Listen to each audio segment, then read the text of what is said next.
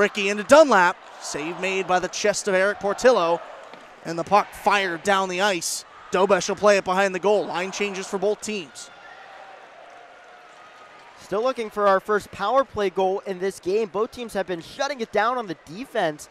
And we'll see if the Buckeyes can finally break through after they had 7 minutes in that first. 50 seconds left on the Ohio State man advantage here. Dobesh plays it behind the goal for Lori. Lori bringing it up, kicks it all the way up the ice to Gildon. Gildon has a cutting Halliday. He's unable to find the stick, and once again, Michigan will ice it down. Lori back again. Dobesh doesn't play it to him this time. Ohio State trying to take advantage of a poorly timed Michigan change. Gildon now with it left side. Dumps it back to the captain, Jake Wise. Over to Lori. Now Halliday behind the goal to Gildon, who tried to flip it in front. Portillo lays out, and it's gloved back and kept in by Mason Lori. Gildon back behind the goal line. He's pressured by Michigan. This is Seamus Casey, the defenseman, who's getting in on him. Lori with it, and that'll kill the penalty. Here comes Michigan, now back at full strength. Halem dangling it right side. Cuts across, rips in a shot and scores. Dobesh lays it out. Halem puts some air underneath it and extends the Michigan lead to 2 goals. And that's the danger coming right out of the box there was Halem. And Dobesh bought that shot there. He went down, and Halem was able to capitalize. That was a great goal, using his patience, letting Dobesh bite there, and then finally able to get the goal and make this a 3-1 advantage. Let's take a look here.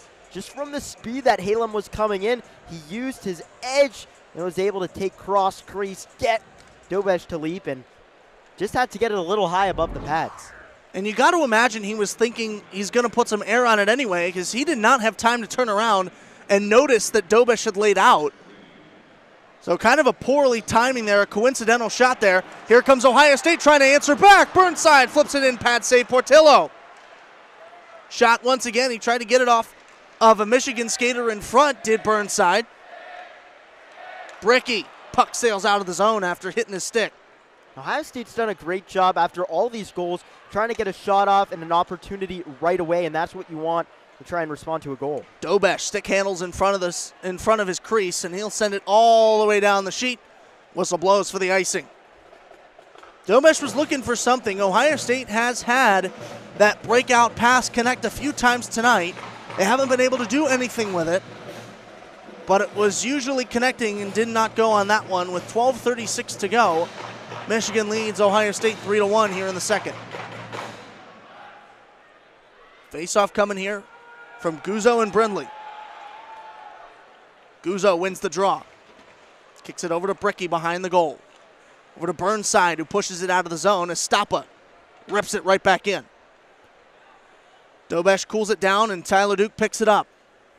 Behind the net, he's got Michigan swirling. Nolan Moyle giving him pressure outside the crease. He's able to move it up ahead left side to Guzzo. Guzzo flips it up off the boards. Burnside gloves it down on the left side.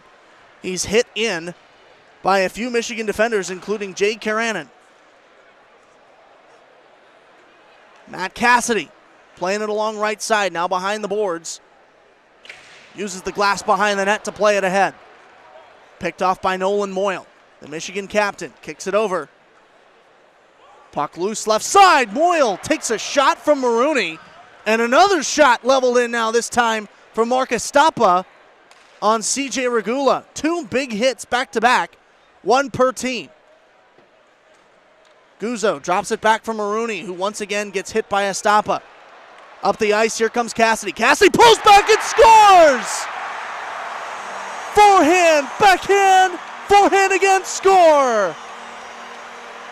What a shot and score from Matt Cassidy on Senior Day.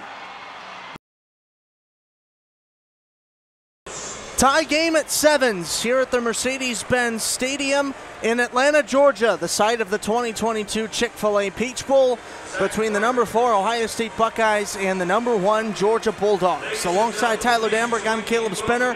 And whether you're listening on ScarletandGraySportsRadio.com or watching on SGSR TV, we thank you so much for tuning in to this college football semifinal here from Atlanta. 7-7 the score, as we mentioned, after the first quarter of play. Ohio State, they had to punt their first time, and then a connection between Marvin Harrison Jr. and CJ Stroud to bring up their first 6 of the game. Noah Ruggles adding on the extra point. And then for Georgia, they missed a field goal to start, but then on their second drive, it was Kenny McIntosh from 25 yards out who scored, and both teams have gotten their offenses back on track as we enter the second quarter. We've seen a lot of efficiency in this game, Caleb. Just 2 incompletions from both quarterbacks combined. That tells you the tempo that both Georgia and Ohio State's offenses have been going at. And also going back to those 2 touchdowns, great plays in their own rights. And Ohio State getting the deep ball, Georgia the screen pass and run. Final 15 minutes of the first half are underway now as Stroud takes the snap from under center. He rolls out, he's surveying his left side, looks to pass, and it's caught across the 25-yard line, out to the right side, still untouched, and now dropped to the back, he lost the football. It's out, Georgia jumps on it, did they recover it? Decision still coming. It was a connection between Marvin Harrison Jr. and CJ Stroud as we get a replay here on the Jumbotron with 14:47.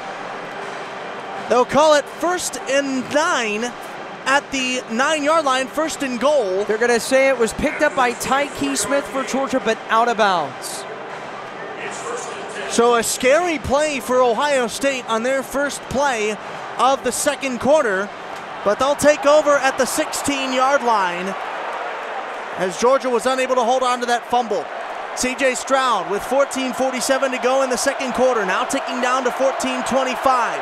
Emeka Egbuka goes in motion from right to left. He's got a blocker in front of him as Stroud hands this one off to him, and he gets just shy of the 10 to the 11, knocking on the end zone as Ohio State will move it up. Like the pace that Xavier Johnson works with, but Talon Hayden has that extra step and acceleration that you saw there, and he was able to be tackled forward as well. Ohio State moving left to right here. Now a ball on the 11-yard line. Tied at 7s against Georgia, the #1 team in the country, here at the 2022 Peach Bowl. 3 receivers out, spread wide to the left of Stroud. Dallin Hayden is the lone running back. He changes hips now to the right of Stroud. Stroud comes up under center. He's barking out an audible. He's also got Marvin Harrison Jr. in man-to-man coverage to his right side. It's a handoff to Hayden. He pulls it, and he's going to lose a yard back to the 12 on the quarterback draw. Design run for C.J. Stroud, and Chaz Chambliss, who stayed home, the linebacker, belts him down. Haven't seen too much of design runs for Stroud this year, but they tried to deceive the Georgia defense. Couldn't do so. Hindsight is 20/20, and maybe should have given it to the running back there on that play, as the Buckeyes are now back to the 12-yard line with 13:05 to go in the second quarter. 3rd and 6 for the Buckeyes. They're driving, trying to get the lead here against the Georgia Bulldogs. Crowded line now. 3 receivers go out wide to the left for Stroud. Spread equidistant, but the outlier is Emeka Egbuka, who's out further than the rest. Back to passes Stroud. He looks over, miscommunication, and a flag in the end zone as Egbuka was tied up by 2 red Georgia jerseys. It's going to be pass interference against Javon Ballard. Hartmetz backhands it over to Malte. Malte with it on the far side.